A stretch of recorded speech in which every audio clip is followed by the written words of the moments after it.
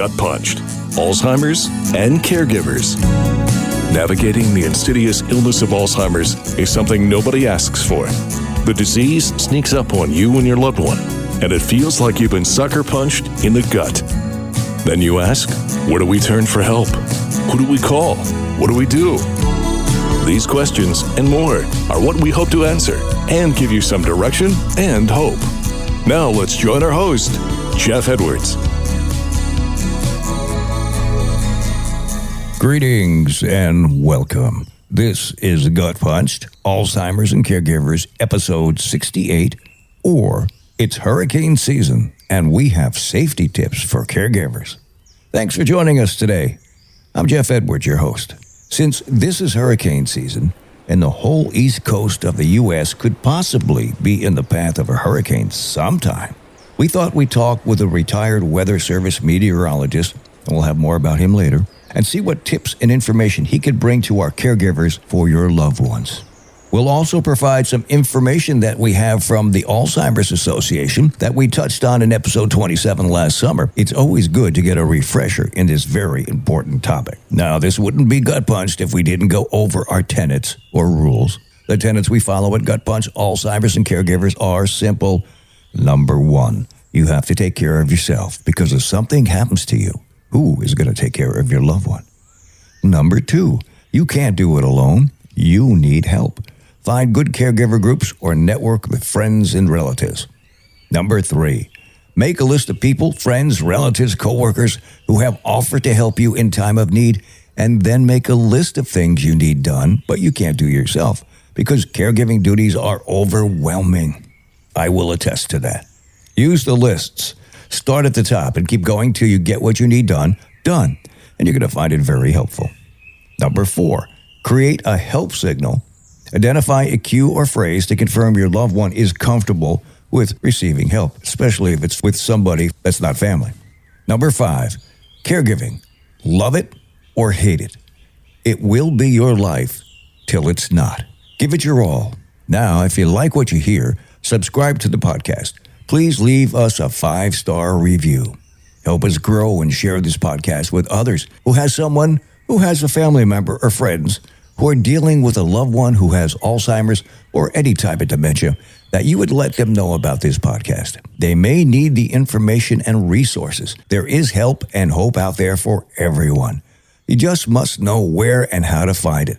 And that's why we're here. Ready? Let's get into it. Our guest, David Gilhousen. Now, back in high school, he knew he wanted to go into weather, and go he did. He graduated from Penn State, earned his master's at Florida State. He taught classes at Liberty College, and he created a miniature tornado prototype. That's right, you heard right, a tornado prototype, and I've seen it. David creates and sends an email newsletter called Wound Up on Weather. David worked for the National Weather Service since 1981, and we'll be talking to him in just a bit. We'll be right back to GutPunched, Alzheimer's and Caregivers. If you have a loved one who suffers from Alzheimer's or any other type of dementia, you probably worry about where to find and get help. You're not alone. Do you know about the Guide? The program supports individuals with dementia and their caregivers through comprehensive no-cost assistance from the Center for Medicare and Medicaid Innovation. There is no cost. It's free for participants with no changes to current care. There are flexible respite options with care for your loved one at home, in a facility, or a day program. There's seamless care coordination with expert assistance in navigating community resources and accessing medical care. There is broad eligibility with all people with dementia who are covered by traditional Medicare eligible. There is a trained professional to help coordinate and ease your care responsibilities. The Guide program is here to help lighten the burden of dementia care, providing essential support and practical solutions for families navigating the challenging journey. Luckily, there is a navigator here in Southwest Florida, Dr. Adam Perry and HealthSpan Partners of Southwest Florida. Get in touch. Schedule a conversation. 863-356-1979. That's 836-356-1979. Or visit Dr. Perry's website. That's HealthSpan.com. healthspanswfl.com. That's healthspanswfl.com. This is GutPunched, Alzheimer's and Caregivers. Well, my guest this week will be David Gilhousen, a retired meteorologist. Now, I've known of David for many years. We went to the same high school in Hastings-on-Hudson, New York. It was a sleepy little village on the Hudson River, and we graduated in 1969. I remember David was the manager of the high school soccer team I played on. I really didn't know him. We ran in different crowds. He was with the smart kids, a thinker. Me, I just got by. I also played in a rock band. Fast forward a lot of years, I saw David on Facebook. I reached out with a question, and we started a connection. I'm thinking that was almost 10 years ago. We became friends, and he is still one of the smart kids, and I've learned a lot from him. But I must tell you, he has saved my butt several times with timely and accurate information about hurricanes. He's always given me heads up on storms to watch for. Every hurricane he told me about, he was spot on. Where it would hit land, at the time it would hit land, the direction it would go, and when to evacuate. Irma, 2017, the only storm I left my home for in the 50 years I've been in Florida. He's the best I've seen at predicting hurricanes. You know, I still have people calling me when a storm is brewing. Hey, what's your weather guy saying? And damn if he wasn't right every time. In school, he was affectionately referred to as Doc Gilhousen, and I am proud to call him David, my friend. And that's why we invited him on GutPunched. I'm on the phone with David Gilhousen, a retired Weather Service Meteorologist. Hey, David, how you doing today? Doing great. Good to hear that. Glad to have you along. You know, as most people in the southern and possibly the northeast part of the country, we're in the busy time of the hurricane season, right? Right. What insights can you give us at this time? Well, you know, we're really not even through with the first quarter, if we're going to call it a football game. So it's got a long ways to go. I'm expecting an average, maybe a little over an average season in terms of the count. But we probably will see a couple of landfalling storms this year. Okay. And so more storms than before? Is it busy or a little slower? Well, I think things will pick up as we get towards the halfway point in the season, which is September the 11th. I think some parts of the country are a little more likely than others. But, you know, I think the important thing for preparedness is we're not at that point yet where we can say, hey, you know, Louisiana, you're in for it, and North Carolina, you don't have to worry. You know, I don't think we're at that stage. All right, good. That's good to know. We've talked, you and I, about the importance of being prepared, especially if you're a caregiver of an Alzheimer's or dementia patient. What advice would you share with that caregiver as to how far out they should start preparing? And then, what should they do to prepare? Well, let's face it, anytime you're getting ready for a storm, it's a stressful time. And being in a position of a caregiver, it's even worse because you have a lot more considerations. So the more you push the preparation forward, the less stress you're going to have when the storm arrives. So some things you really ought to be thinking about, in the winter, getting your house ready or getting supplies ready when you might see a sail. So some of it should really be done that early. Others, closer in. I think the key decision you have to make is, are you going to evacuate or are you going to hunker down? And I think you really need to start thinking about those types of decisions even before you quite get in the cone, maybe when you're still possibly a day out from getting into that cone. And that leads to the next question. What are some of the things that caregivers should consider in deciding whether to stay put in their dwelling if they haven't prepared, or if they have prepared, or as they say somewhere, cut bait and run? That's a tough one. Yeah, there's a lot in this thing, and it's not talked about much at all.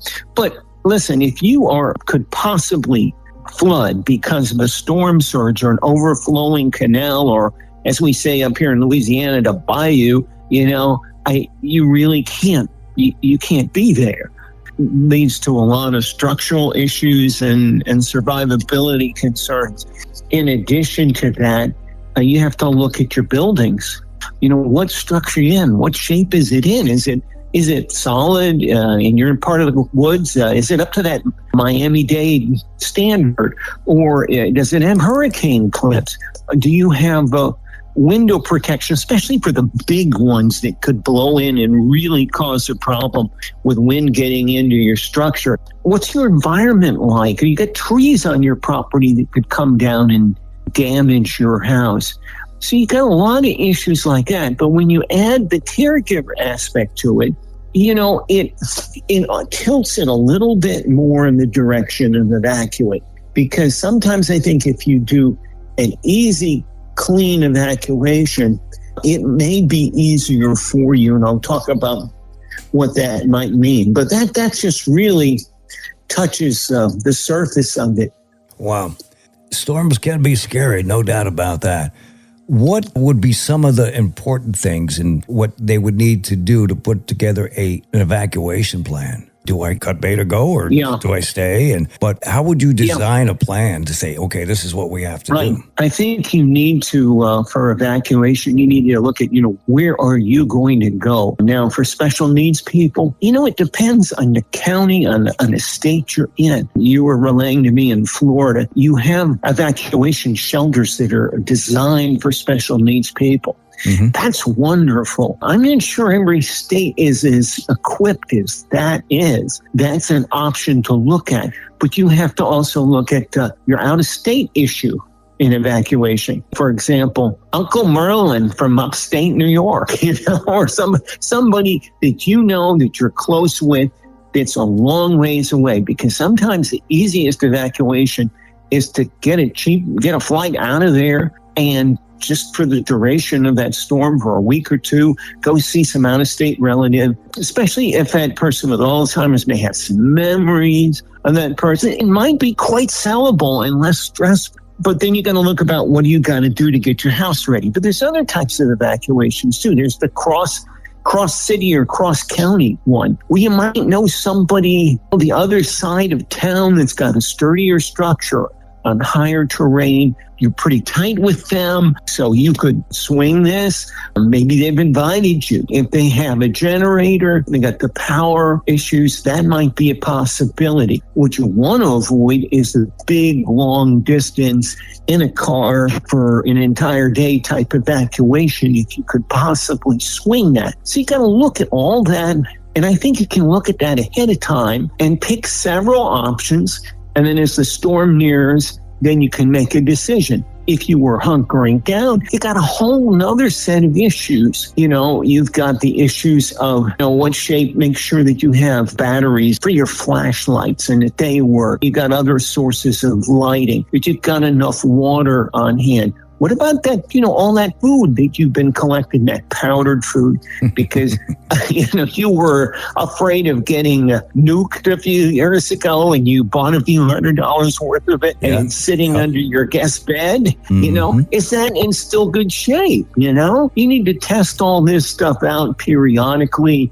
Test your generator, if I didn't mention that. You get the idea. So you really have to do that. There are some books out there. There are lists out there that your county has that can help you to go through all of this to make sure you didn't miss it. Right. And it's funny you mentioned the powdered food. I actually have started to take some out, and some of it's pretty good.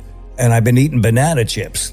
They're a little hard to start, but not too bad once you get into them. I know, being in Florida, and I think I've told you recently, especially after Irma, at that point, I've been here over 50 years, and I haven't left all but one time my property. And what you had mentioned before, I got an offer. It was somebody who was not that far from me, but it's just enough to make a difference.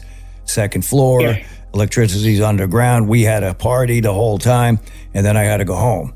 Fortunately, I was one of the few in my street that didn't get flooded because of years of putting sod in. I was a little higher. Came right up to the lip of the door, but I go, okay, from that point on, I got everything I needed and I'm prepared. I just recently moved my generator, checked it, put new oil in it, et cetera, but I'm ready. So Right. Yeah. Now, if I can interject something, I think the difference is when you have somebody with Alzheimer's, dementia, you are going to need a lot of time to get your place ready, especially if you're going to hunker down. Even if you're not, you're going to need some time maybe to get your window coverings in place, to do your special packing of things. Mm-hmm. And so it would be great if you had a friend over who could help with the caregiving, help that aspect of it to free you up so that you need to do what you need to do. And let's face it, if you're going to hunker down, there's a whole lot of other things, the shopping and making sure your car's got the gas, all that stuff. And it may be much more of a challenge in a caregiving situation, which is why I think it tilts the scale a little bit more towards the direction of, maybe you want to do some type of evacuation. Yeah. But I've never been in that situation, but I kind of think that's the direction you might want to head in. Yeah, because depending on the stage that the person is in, the comfort zone for them, and will they be afraid? Will they understand it? Again, what stage? If you're in stage 5 or 6, it's okay. They probably know. But when you get down to the lower stages, they don't know exactly what's going on. So there's got to be a lot more care taken for that. That's why I think why the state of Florida has specific shelters for people who have Alzheimer's or dementia or other types of issues. And they get them there first. They have to register. I was looking through that last night. They have to register ahead of time. But when one looks like it's going to come, they get first dibs. They go and they're well taken care of, and they're in very sturdy buildings. Yep. It's added stress. And as a caregiver, you don't need more stress. What about people who live in high rises? Think, I don't have to worry about flooding or wind damage. Our condo has new windows. How do you answer that to them? Well, you're really dealing with a lot more question marks with that. As you found out in Florida with the collapse of that condo a few years ago, sometimes you really don't know what's behind those walls and how well it has been built to code. So you're that, and the fact that you can't have, having a portable generator there. If you lose power there, and you're in a deep sauna for days. And the higher up you go, the wind increases dramatically. Let's say, almost like a function of a power function, so to speak. So it really is much, much higher, up 70, 80, 100 feet in the air. So you're going to be dealing with buildings that sway a bit. You may be in more of a danger of getting a window blown out. You get a lot of possible issues in that. I think it's much more of a crapshoot. But if you have a building that they've got, backup generator, and that it's been through a significant storm before, then, you might feel more comfortable. Right. You talk about that. We go back a couple of years to Hurricane Ian. Southwest Florida's coast just got destroyed, and there's still empty condos along the beach. Yeah, the other interesting thing is how some of your older homes had real problems because they were built well before the building codes. Yeah. They didn't do well, whereas up here in Louisiana, it's kind of strange. It might be the opposite. Some of the more well-built older homes might do better than some of the more modern construction. So from your vast experience with weather, when you were young, you wanted to go into weather, and you went. You're there, and you've been doing this. Are there any words of wisdom you could think for our caregivers and their loved one? I think it's in the preparation, really. I think the more you plan ahead of time and you follow that plan through, the less stress. The worst thing you can do is to sit there and go, it's not going to come our way. It'll curve. Something will happen.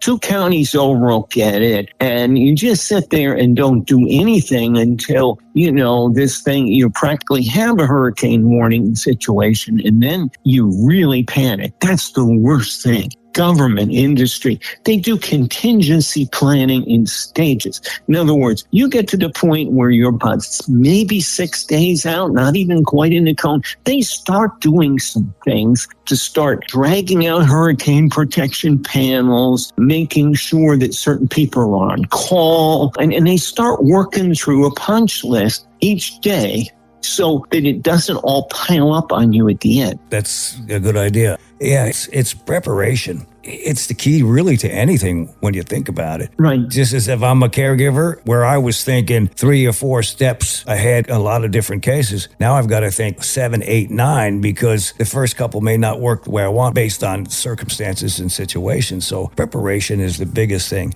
Early down here, we seeing all this, there's a storm coming. And part of it is the hype. We didn't have this in our questions, but I'm going to ask this because I was thinking about it. There's storms coming. It's going to be a category 3 or 2. And they just create an emotion of fear. And part of it is to get you to keep watching their channel and watching their weather forecast and we're the best in town. Is that necessary or is it a good thing? Is that preparedness? No, I think there's too much hype on the long range. Okay.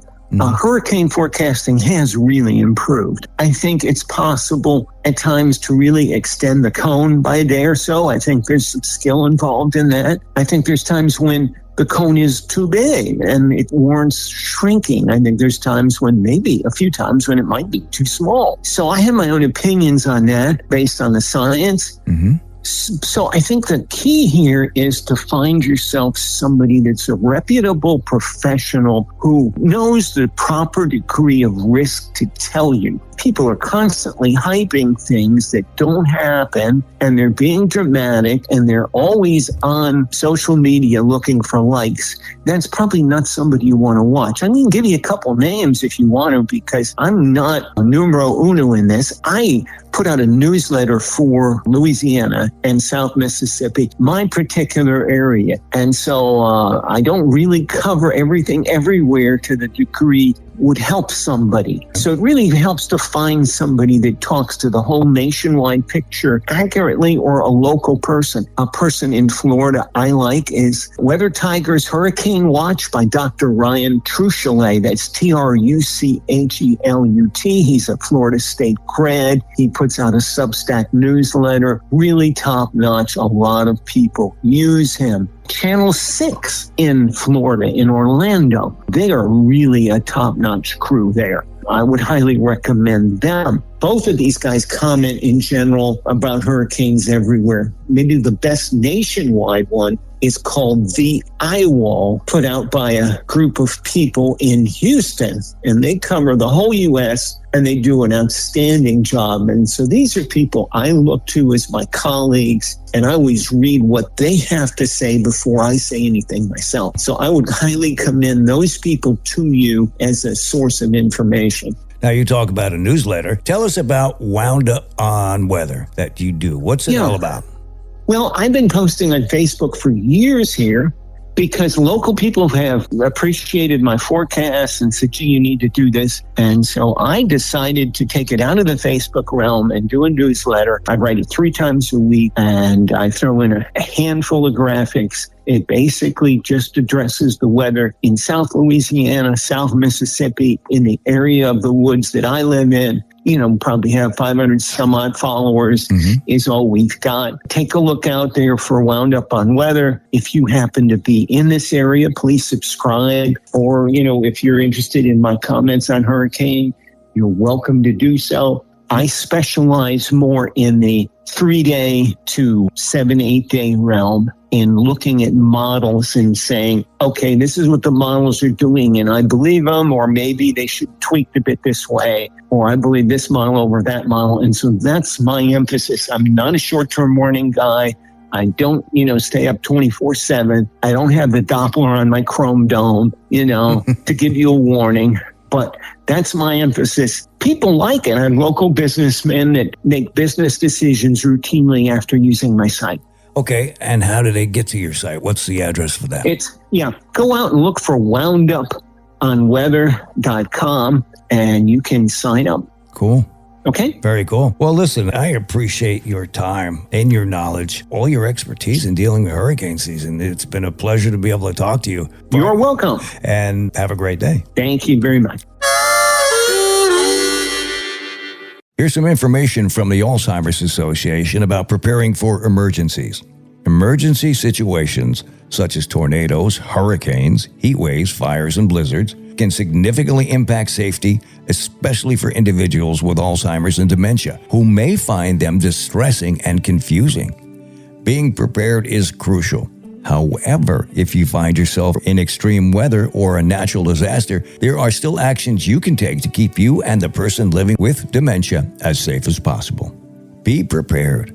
Check weather conditions regularly before leaving the house and adjust plans as needed. For example, if a storm is predicted, consider rescheduling appointments that are not urgent. If the person with dementia lives in a residential building or attends an adult day center, learn about its disaster and evacuation plans. Find out who is responsible for evacuating everyone in the event of an emergency. Be sure the evacuation plan takes special needs into consideration. For example, if the person living with dementia uses a walker or wheelchair, how will accommodations be made? Provide copies of the person's medical history, a list of medications, doctor information, and family contacts to the people other than the primary caregiver. Prepare an emergency supply kit. If oxygen is used, be sure there is easy access to portable tanks. Purchase extra medication. Keep other supplies well stocked. If you have pets, make a plan that includes them, such as care arrangements in the event you're not home at the time of an emergency. If the need to evacuate is likely, do not delay.